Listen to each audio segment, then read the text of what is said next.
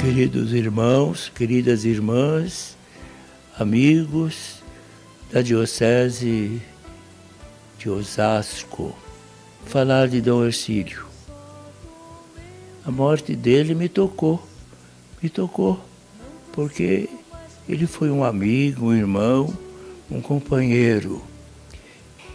Eu fui bispo em Itapeva, de 90 a 95. Em 95 fui transferido para Limeira. Em Limeira fui o segundo bispo de Limeira, até 89. Em 89, com o desmembramento da Arquidiocese de São Paulo, em 4 novas dioceses, a mim, o Santo Padre nomeou como bispo primeiro de São Miguel Paulista. Então vim para cá e me sucedeu em Limeira Dom Hercílio. Fui à sagração dele, à posse, e como eu, também Dom Hercílio veio aqui para São Paulo, as 4 dioceses de São Miguel, Osasco, Campo Limpo e Santo Amaro. E aqui, então, começou uma convivência muito gostosa, muito fraterna, muito amiga. A gente, os 4 bispos, nos reuníamos mensalmente, às vezes até com mais vezes, porque era o início de 4 novas dioceses, e ele era o segundo já. O primeiro aqui foi Dom Manuel, mas ele, então, dando continuidade ao trabalho de Dom Manuel. A pessoa dele tranquilo, sereno, sorridente sempre. E a mim ele sempre cumprimentava, né, como sucessor dele lá, como meu sucessor lá em Limeira. Então, o que eu poderia dizer dele? Só Deus sabe. Por mais que a gente fale, a nossa palavra é tão pobre. A palavra de Deus é tudo.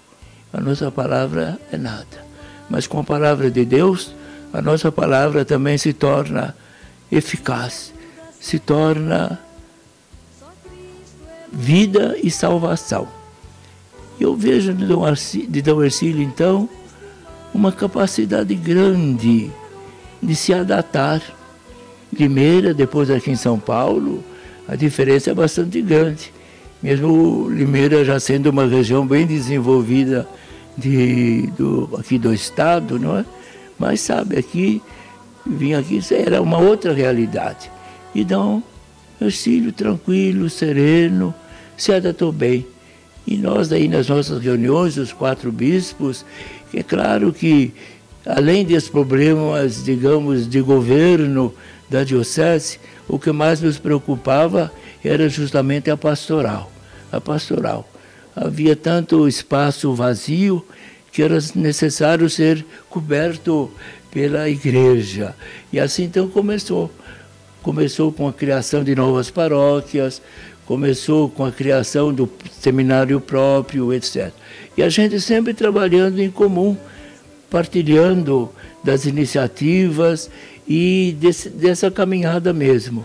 E ele então, sempre amigo, sereno, humilde, era como a violeta, era o perfume, mas não era de estar aí na ribalta, não, só Deus. E por isso a gente viu que ele, como segundo bispo aqui de Osasco, como fez um episcopado fiel à Igreja de Jesus Cristo. Isso que é importante. A nossa preocupação como igreja hoje é ser fiel à Igreja de Jesus Cristo. Eu construirei a minha igreja sobre a rocha que é Pedro e os apóstolos, e que continuam nos seus sucessores, que são os bispos, que eram 12. Hoje são bastante, não é? Pelo mundo lá fora. Mesmo aqui no Brasil, é um dos maiores episcopados da igreja, com a Itália, os Estados Unidos e o Brasil. Mas então o que eu queria dizer era isso.